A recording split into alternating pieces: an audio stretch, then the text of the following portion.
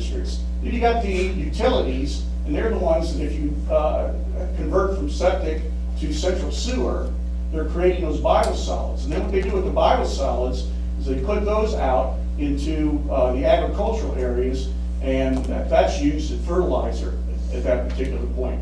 Now, I want you to think about this just for a second. We all talk about, what's the issues? Is it leaky septic tanks? Is it agriculture?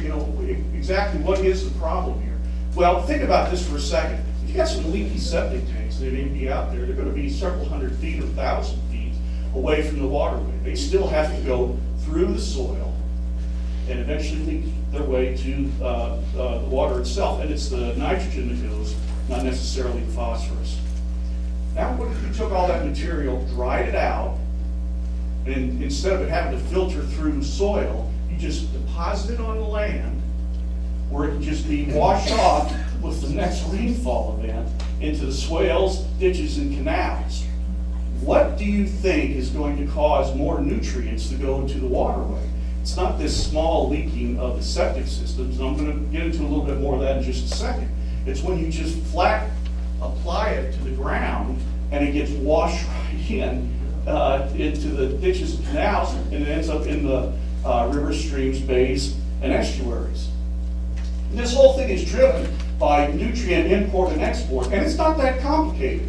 Your nitrogen and phosphorus import comes from food, fertilizer, biosolids. That's it. We're down here, we eat. After we eat, what we get rid of ends up in two places: septic tanks and wastewater treatment plants. That's the only two places that ends up. And we can either, within our little black boxes of our basins, can either bring in that material or export it. And when you have areas like Miami-Dade, et cetera, they want to export it out of their basins, and it ends up in the rural areas.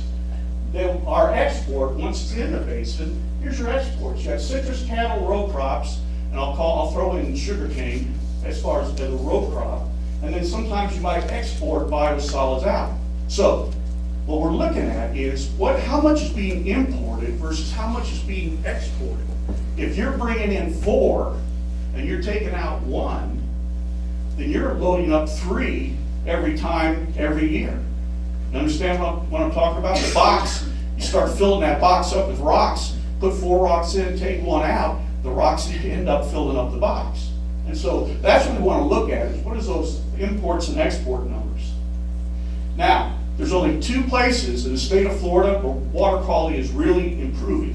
One is actually in the EAA. And the reason that the water is improving in the EAA, does everybody know what the EAA is? EAA is an area, you take the whole size of Lake Okeechobee, and then take that exact same size and put it underneath Lake Okeechobee, and that's the agricultural area that has row crops and sugar cane, and that's what separates Lake Okeechobee from the Everglades.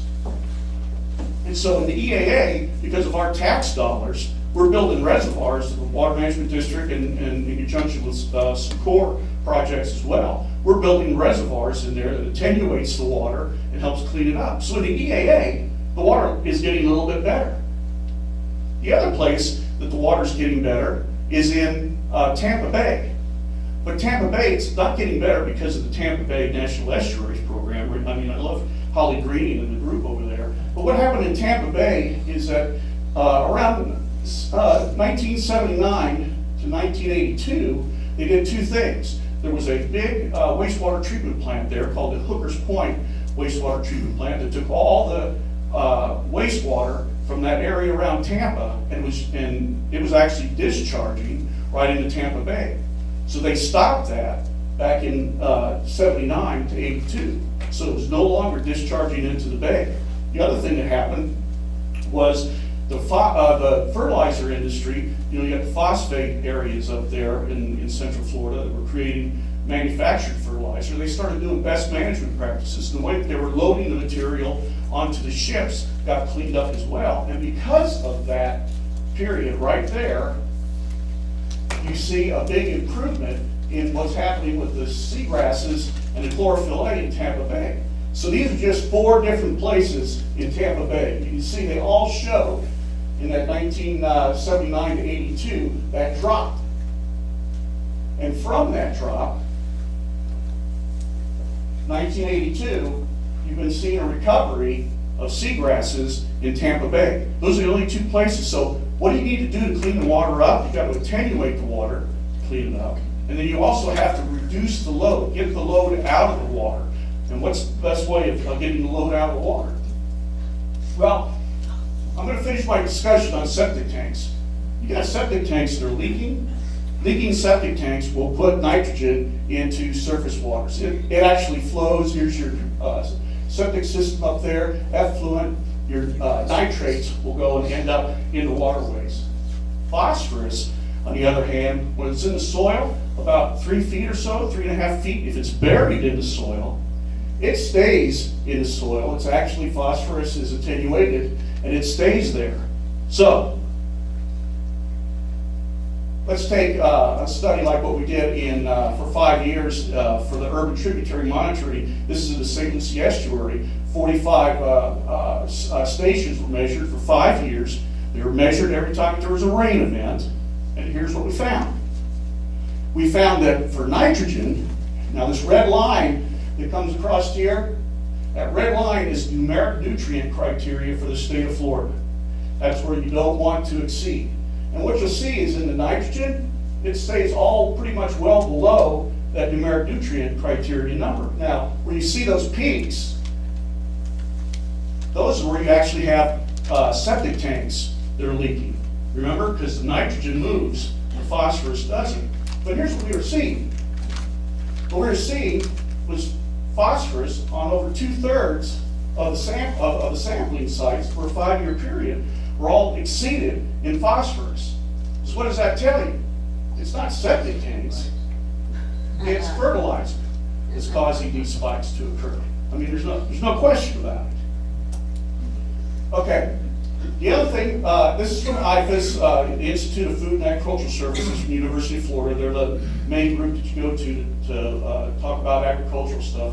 They say research in Florida has shown that Bahia grass may produce, and the majority of pasture that's out there is in Bahia grass, will produce satisfactory without phosphorus fertilization. There's plenty of phosphorus out in the soil right now. But what's been happening is you've been seeing that the concentration, this is the concentration of phosphorus in Lake Okeechobee, it continues to increase. Now I put this line here. This is when they first started doing the new agricultural best management practices back in 1998. So we've had almost 20 years of these agricultural best management practices, but what you see is it still continues to increase. Now we had those hurricanes in 2005 through 2008. So those are outliers.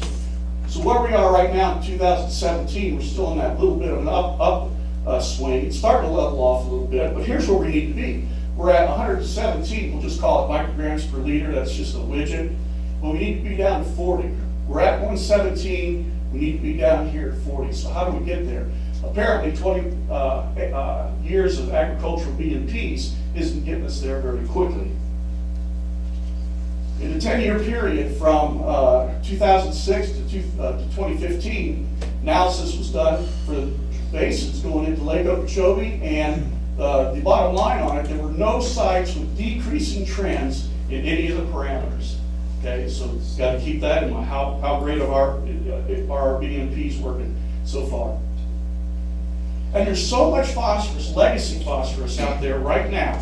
There's so much phosphorus that it would take 23 to 57 years to flush the existing legacy phosphorus from the system, assuming phosphorus inputs and exports were immediately balanced.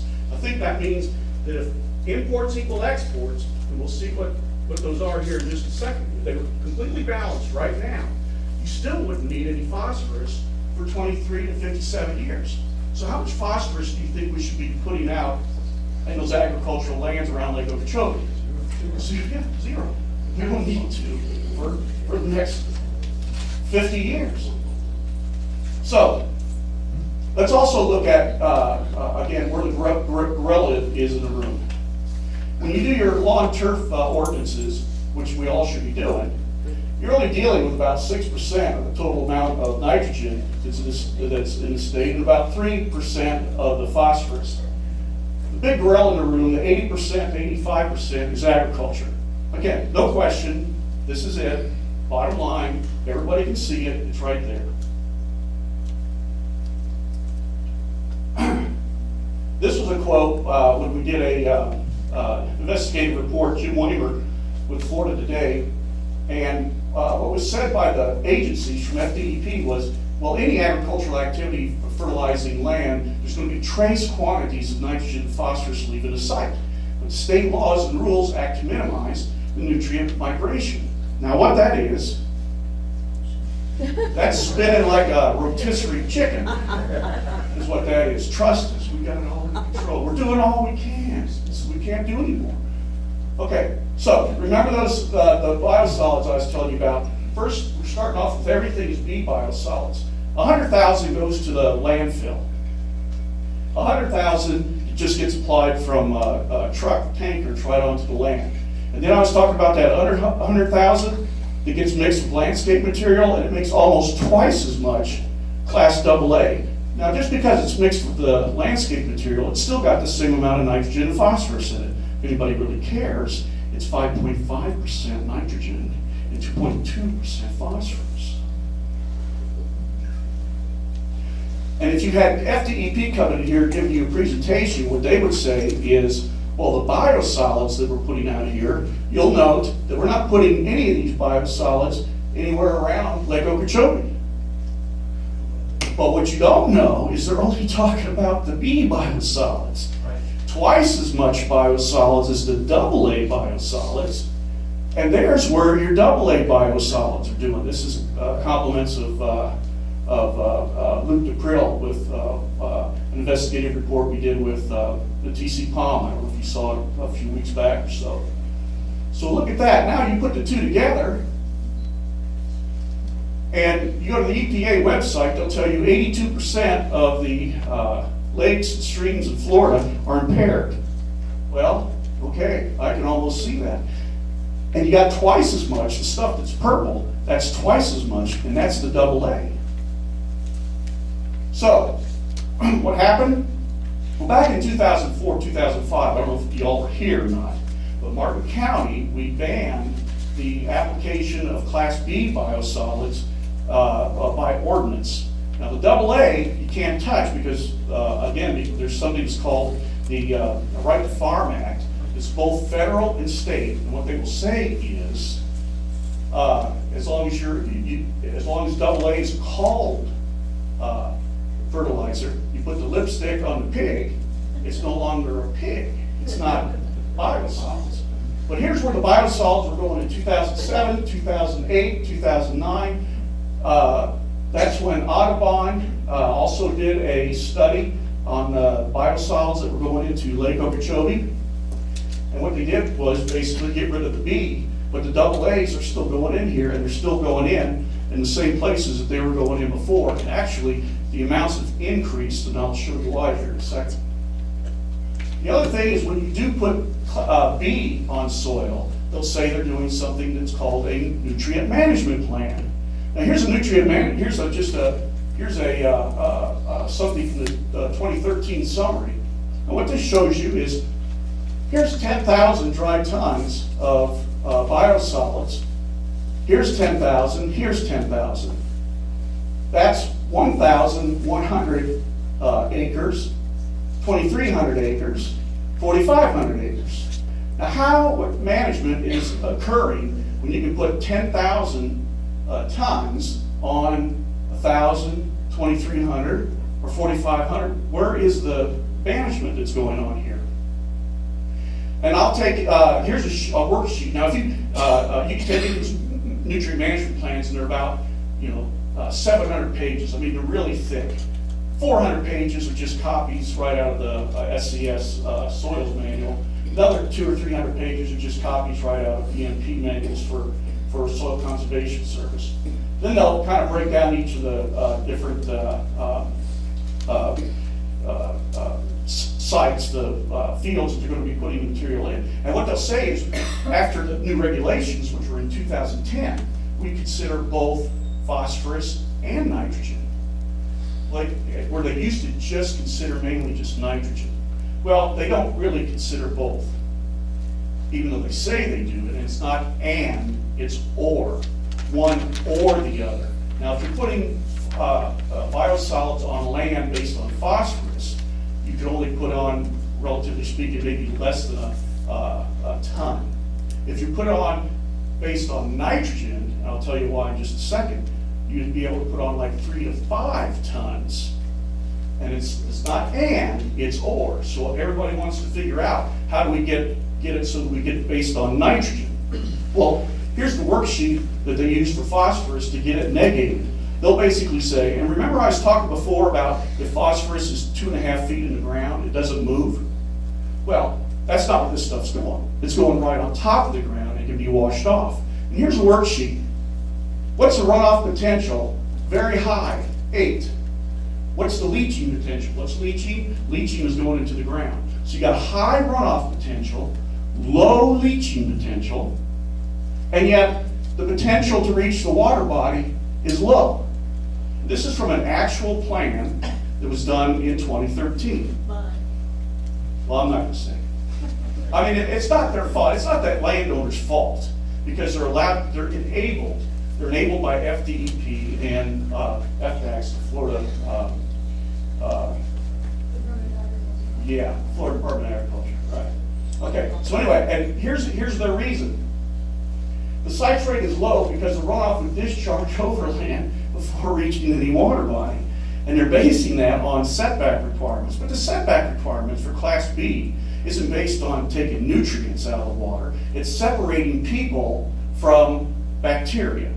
They don't want human contact with the bacteria. So the runoff areas and distances that they're talking about isn't for cleaning the water because it cleans the water up. It's because they want to separate human contact from it. So, when you put on biosolids, and the best way to think about this is, let's say you want sugar. You want to put some, you're feeling low, you want to perk up. You can take a spoonful of sugar, or if you just had bananas, you'd have to eat like 2 or 3 batches of bananas to get the same amount of sugar as if you just took that spoonful of sugar. Are you with me? Okay. So, when you're using biosolids, only 1/3 of the nitrogen in the biosolids is available to the plant. 2/3 of it has to go through the nitrogen cycle. Is about the easiest way of trying to explain it.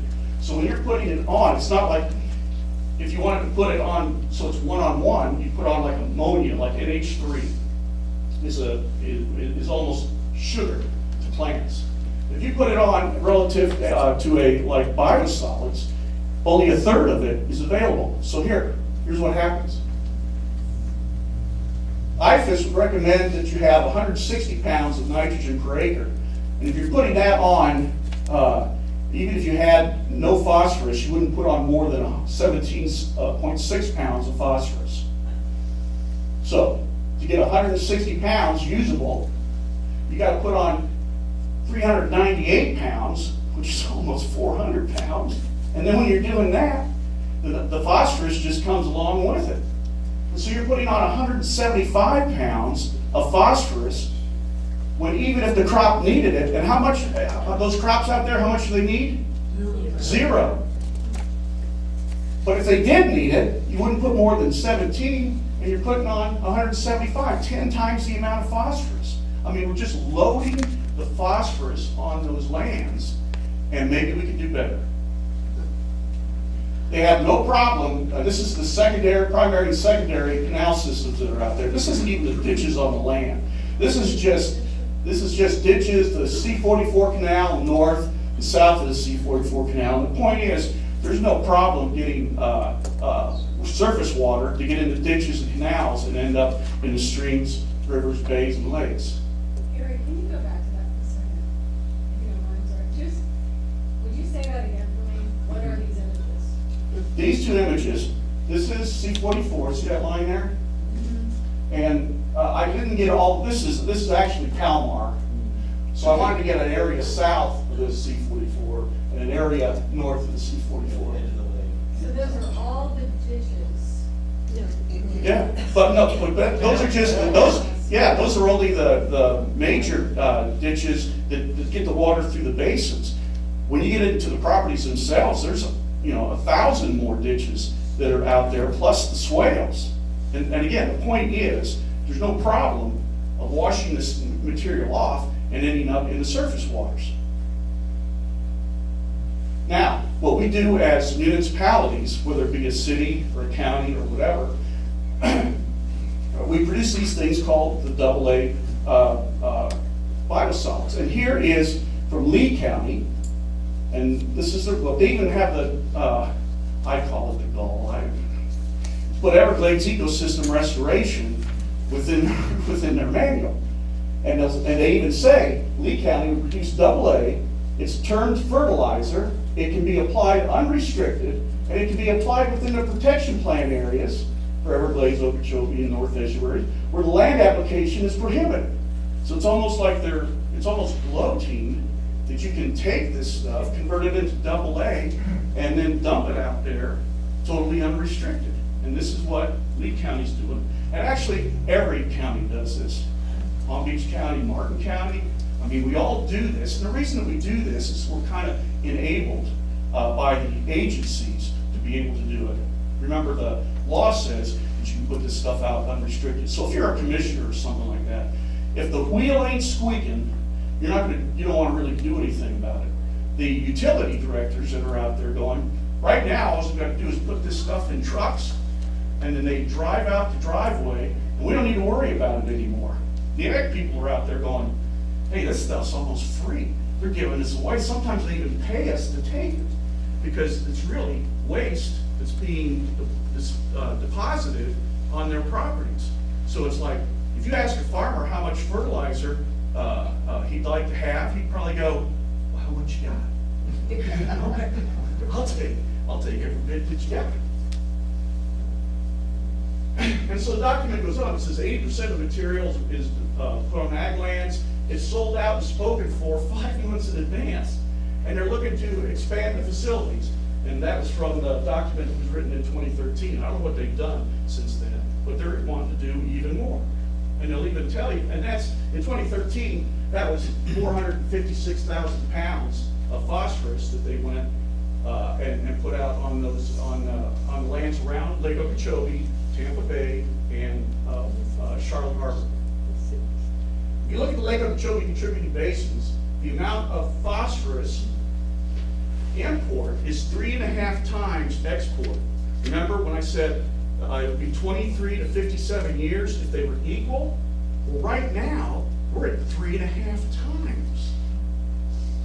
So forget 23 to 57 years. Unless we do something about this, it's going in. We're putting 3.5 marbles in, we're taking 1 marble out. And 12%, according to this study that was done, of the phosphorus that's put on the land ends up going into runoff. 12% of the material. So how much material is that? Well, again, this is another study, but this is a study that was done in 2010.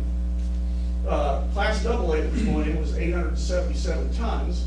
At 12% import, that's 105 tons. Now, some of you might be familiar with the numbers on a TMDL for Lake Okeechobee. There's 400 tons of phosphorus going into the lake, and they want to get it down to 140 tons. So the difference between 400 tons and 140 tons is 260 tons.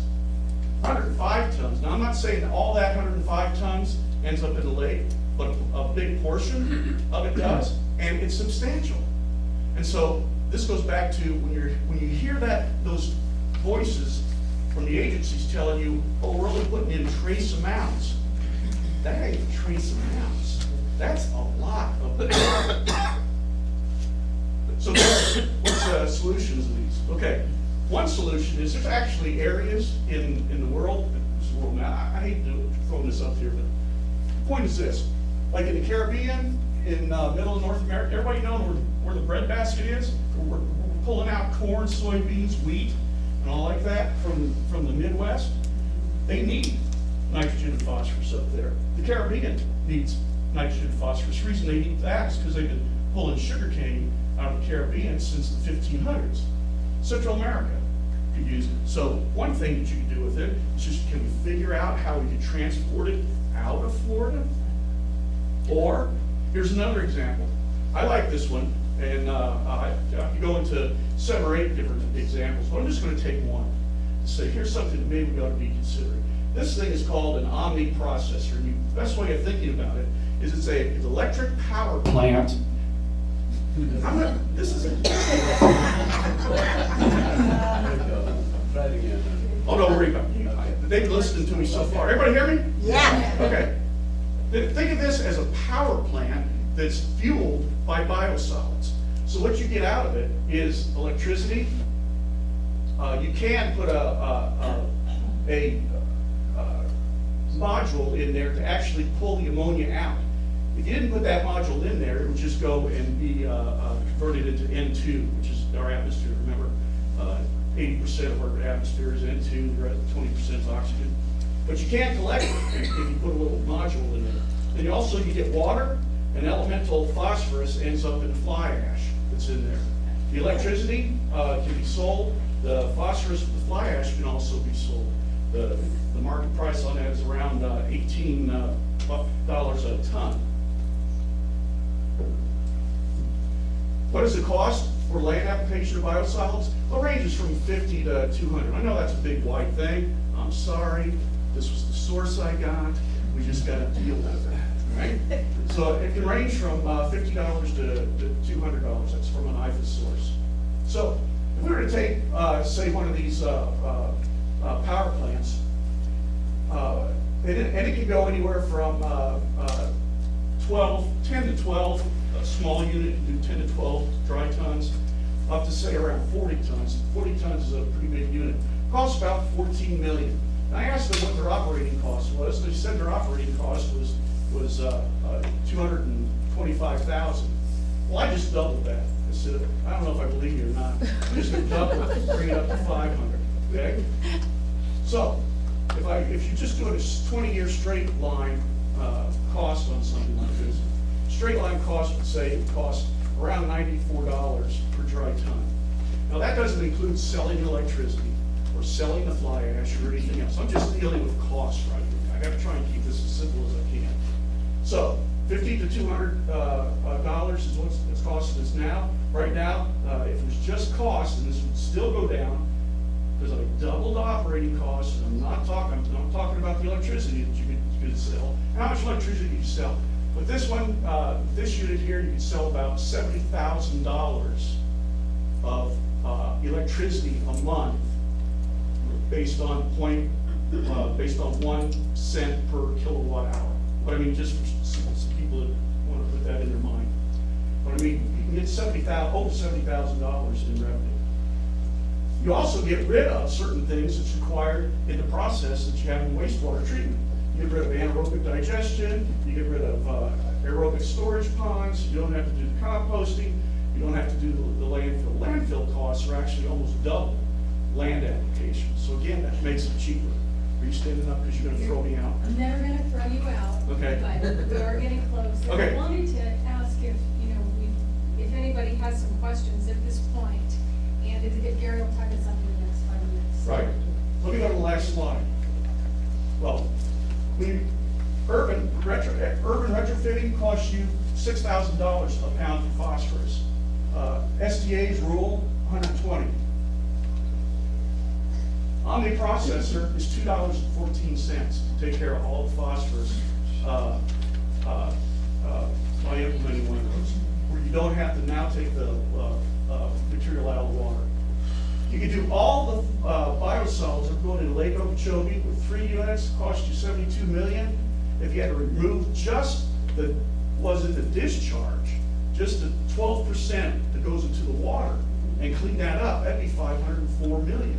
I mean, these are the kind of numbers that we're talking about. So this thing is something that's actually doable. We're not even looking at it. A lot of benefits. What can be done? What are some of the things that we need to do right now? Well, one of the things we need to do is county municipalities will pass resolutions that require first FDEP and FDEX continue to monitor this stuff.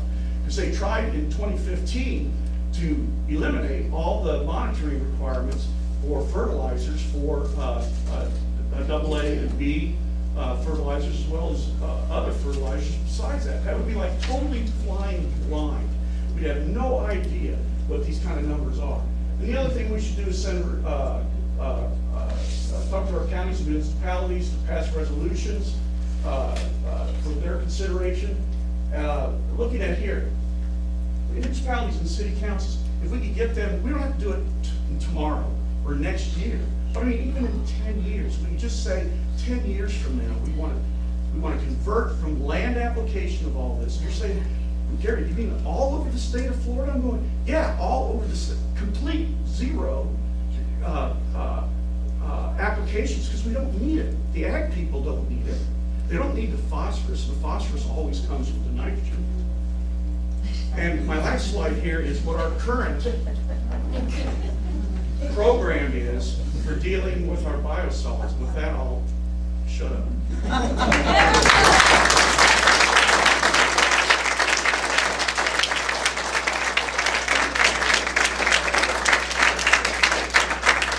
Stay up here, Jerry. I have to say, for me, in 2008, when I sat down and talked to him about this, I said, we're spreading our poop all over the lands. And then I'm like, oh yeah, Milorganite. I bought some Milorganite, to put on my house back in a couple years ago. It just didn't click. And I think so much of what we do, sometimes we're doing things and it doesn't click, but when you hear this, it's remarkable. And this is perhaps the answer. One of the answers. Would someone please ask some questions? You're dealing with the nutrients, but we know that many of these municipal plants get the slurp from the landfills and from industry and everything else. One of the big problems that they're having in North Carolina right now is the sludge contains all kinds of toxic chemicals, PCBs and all these other things that nobody is testing for nor regulating, and once it's on the ground, it's like, a love canal. I mean, it's really poison. My fear is, the state of Florida gets you looking in one direction, and then they're doing a whole bunch of other things that, all you have to do is go to the Environmental Regulation Commission and watch one of those meetings one time as they try to, reduce our protections. This is frightening. It takes us back to the septic tank study that was done, where they tested the water. And they come up with the sucralene, which stays in the sludge. So that marker comes into the water, and you could say, that's from the septic tank. But is it really? We got sod being grown on the C-44 on the south side, and of course that's where we saw it. This has been most enlightening. Will you please share that PowerPoint with us, please? Certainly. Please, thank you. Certainly, yeah. We'll have the PowerPoint on the website. Right? Yeah, and don't forget the pharmaceuticals. Yeah. They're in there as well. But the point about it, if you fuel that power plant, all that stuff gets burnt up. It's not put on the land. It gets burned up, and what you end up with is some ash with elemental, whatever the metals are, within the ash. Yeah, thanks, Gary. Yeah, Paul Gray from Audubon.